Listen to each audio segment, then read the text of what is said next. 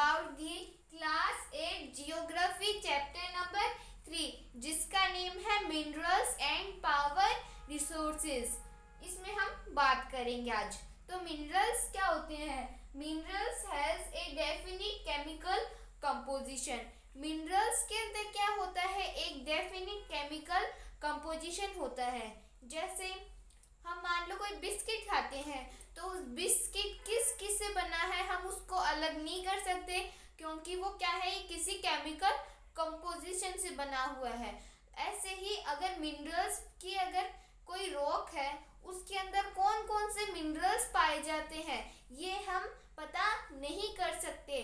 हम chemical composition से ही इनको पता कर सकते हैं। इनके अंदर एक केमिकल कंपोजिशन होता है। तो minerals has a definite chemical composition. Minerals के अंदर क्या होता है? एक डेफिनिट केमिकल कंपोजिशन होता है जिसे हम आसानी से देख नहीं सकते। हमने रॉक का एग्जांपल देखा था कि रॉक के अंदर बहुत सारे मिनरल्स पाए जाते हैं, लेकिन हम उनको एक एक अलग कर करके देख नहीं सकते। फिर formed naturally without any human interference.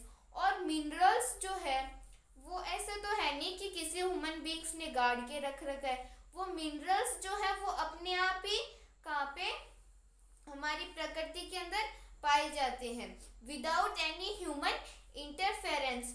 Human being उसके अंदर कुछ भी नहीं करता। वो सिर्फ और सिर्फ किस से पाए जाते हैं? हमें नेचुरली ऑब्टेन्ड होते हैं।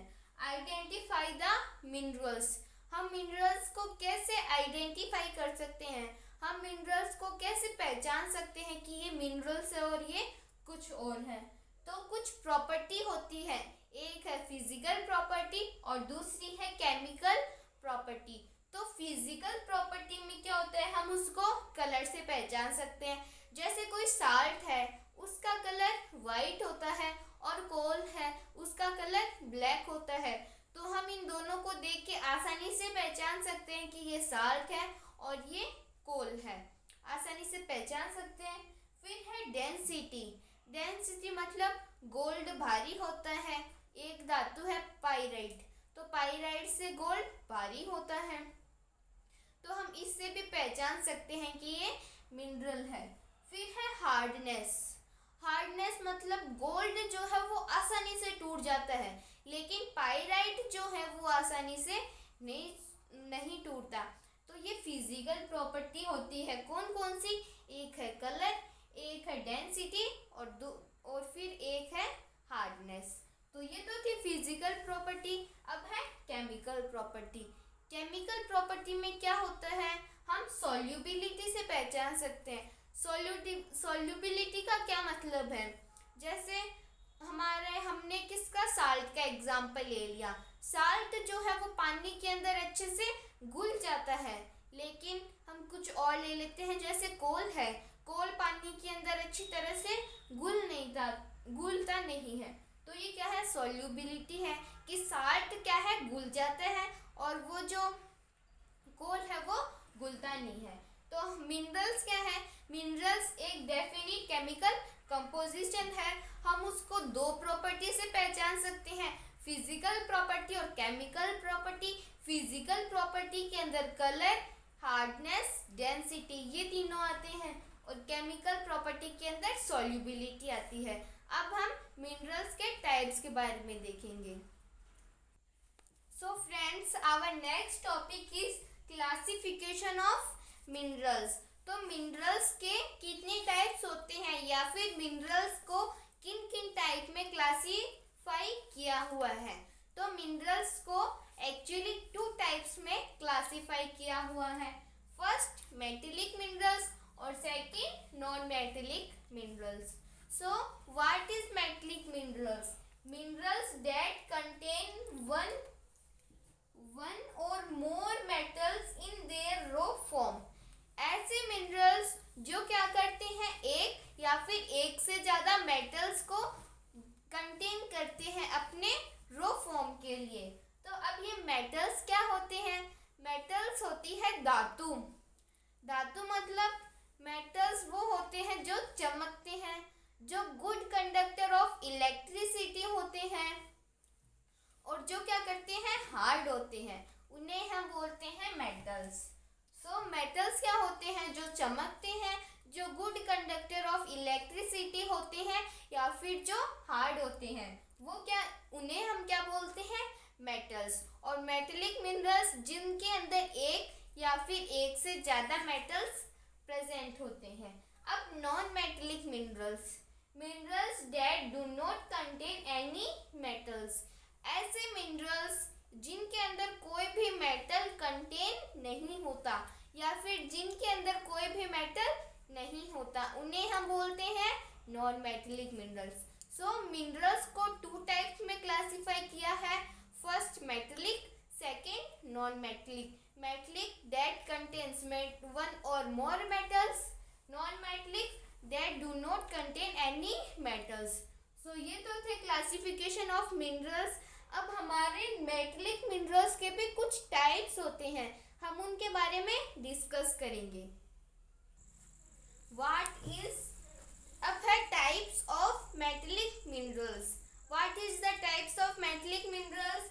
सो फर्स्ट है ferrous, second is non ferrous.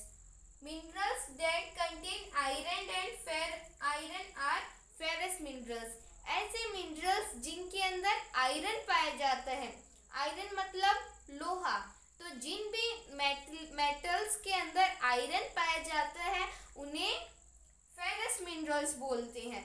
और non ferrous minerals, minerals that contain any number of metals other than iron are called non ferrous minerals, ऐसे मिनरल्स जिनके अंदर आयरन के अलावा अदर मिनरल्स पाए जाते हैं उन्हें हम बोलते हैं नॉन फेरस मिनरल्स। फर्स्ट है मिनरल्स, मिनरल्स के टू टाइप्स होते हैं, मेटल एंड नॉन मेटल।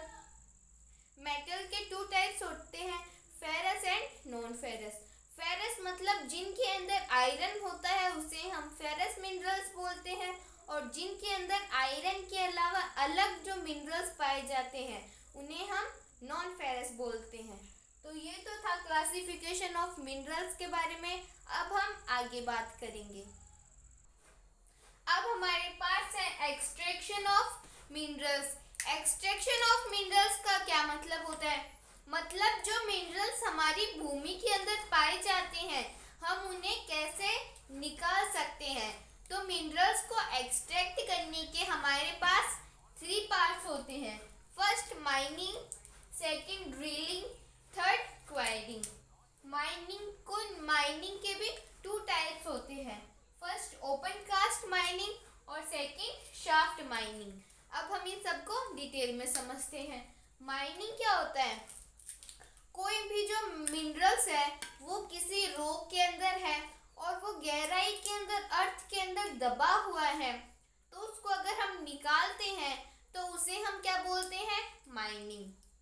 समझ में आ गया? माइनिंग मतलब कोई भी मिनरल्स है अगर वो भूमि के अंदर, रॉक के अंदर पाया जा रहा है और वो भूमि के अंदर दबा हुआ है, हमें उसको निकालना है, तो उसे हम बोलते हैं माइनिंग।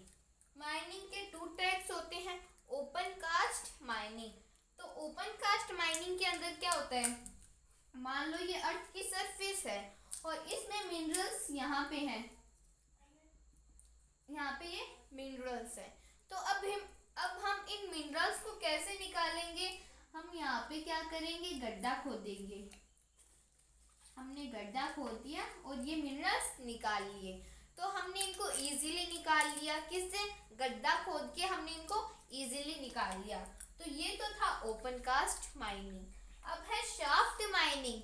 शाफ्ट माइनिंग में क्या होता है?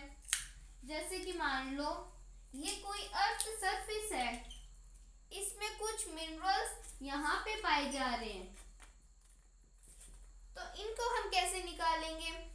यहाँ पे क्या कर दिए जाते हैं? ऐसे बोर्ड्स लगा दिए जाते हैं, इधर नहीं इधर, ऐसे मान लो बोर्ड्स लगा दी जाती है और इधर ऐसे बोर्ड्स लगा दी जाती है और उसके अंदर एक ऐसे गाड़ी वगैरह सी होती है और वो गाड़ी सी ऐसी क्या करती है, वो ये जो मिनरल्स है इनको लेके आ जाती है और फिर से ऊपर पहुंचा देती है। अगर और मिनरल्स होते हैं तो ये फिर से आ जाती है, इनको ले जाती है और फिर से ले जाती है। तो ये तो है shaft mining. Open cast mining मतलब ऐसी माइनिंग जो हमारी अर्थ के ऊपर, अर्थ के पास में पाई जाती है और हम उसको गड्ढा खोद के निकाल सकते हैं। शाफ्ट माइनिंग मतलब जो थोड़ी गहराई में पाई जाती है और हम उसको बोर्स लगाकर इससे क्या करते हैं, हम उसको निकालते हैं। तो ये हो गई शाफ्ट माइनिंग। माइनिंग का हमने पूरा समझ लिया। अब है ड्रिलिंग।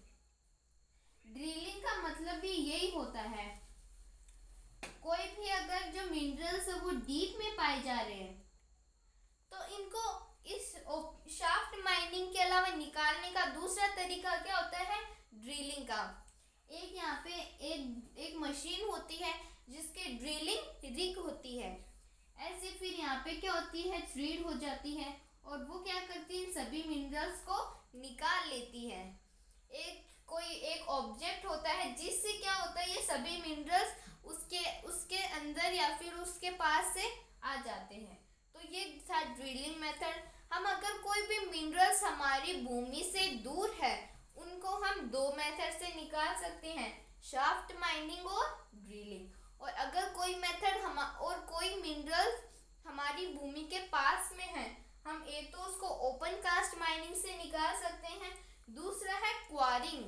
क्वारिंग में क्या होता है, ड्रिलिंग के अंदर तो ड्रिलिंग रिग होती है तो उससे हम क्या करते हैं, निकाल लेते हैं। और क्वारिंग के अंदर ये हमारी भूमि है और यहाँ पे मिनरल्स पाए जा रहे हैं तो हम क्या करेंगे, मिनरल्स को आसानी से निकाल सकते हैं गड्ढा खोद के, या फिर कुछ मिनरल्स बहुत पास में पाए जाते हैं तो उनको हम इजीली उस मिट्टी को हटा के उसके अंदर से मिनरल्स निकाल लेते हैं। तो ये तो था एक्सट्रैक्शन के बारे में। अब हम आगे बात करेंगे। अब है डिस्ट्रीब्यूशन ऑफ मिनरल्स। मिनरल्स कहाँ कहाँ पे पाए जाते हैं, तो मिनरल्स एक्चुअली में 3 टाइप्स ऑफ रॉक्स के अंदर पाए जाते हैं। उनमें से फर्स्ट है इग्नियस रॉक, सेकंड है मेटामॉर्फिक रॉक और थर्ड है सेडिमेंट्री रॉक। अब ये इग्नियस रॉक क्या होती है, इग्नियस रॉक का मतलब जब वॉल्केनिक इरप्शन होता है, जब ज्वालामुखी फटता है तो उससे लावा बाहर निकलता है। तो जब लावा बाहर निकलता है और वो ठंडा हो जाता है और वो किसके अंदर कन्वर्ट हो जाता है, सोइल के अंदर कन्वर्ट हो जाता है। जब वो लावा ठंडा होता है तो वो सोइल के अंदर कन्वर्ट हो जाता है। तो अब उस लावा वाली सोइल के अंदर जो मिनरल्स पाए जाएंगे, वो जो लावा है वो ठंडा हो जाता है तो वो जिस सोइल के अंदर मिलता है उसे हम बोलते हैं इग्नियस रॉक्स। समझ में आ गया। इग्नियस रॉक्स मतलब जब लावा ठंडा होता है तो वो जो रॉक्स बनती है उस मिट्टी के पास, जो रॉक्स बनती है उसे बोलते हैं इग्नियस रॉक। फिर मेटामॉर्फिक रॉक। अब वो जो इग्नियस रॉक है, जो लावा के साथ वो क्या बनी है, रॉक बनी है मिट्टी के साथ में मिलके। तो अगर उसके ऊपर ज़्यादा हीट पड़ेगी, प्रेशर पड़ेगी, रेनफॉल होगी तो वो जो इग्नियस रॉक है वो किसके अंदर कन्वर्ट हो जाएगी, मेटामॉर्फिक रॉक के अंदर। तो ये इग्नियस रॉक और मेटामॉर्फिक रॉक क्या होती है, मेटेलिक मिनरल्स होती है। यहाँ पे मेटल वाले मिनरल्स पाए जाते हैं। फिर थर्ड है सेडिमेंट्री रॉक्स। तो सेडिमेंट्री रॉक्स क्या होती है, ये मेटामॉर्फिक रॉक है। जो लावा था वो ठंडा हो जाता है तो फिर वो उसके ऊपर हीट, प्रेशर, रेनफॉल पड़ने के बाद में वो मेटामॉर्फिक रॉक्स बन जाती है। तो विंड के साथ और पानी के कारण वो जो हवा है वो क्या करेगी, उस मिट्टी को बहा के ले जाएगी। तो बाद में वो मिट्टी जहाँ पे जम जाएगी वो कौन सी रॉक हो जाएगी, हमारी सेडिमेंट्री रॉक्स। तो जब मेटामॉर्फिक रॉक कहाँ पे वहाँ से उड़ के जाएगी विंड के साथ में या फिर पानी के साथ में, जब वो बह के जाएगी तो वो क्या कहलाएगी, सेडिमेंट्री रॉक।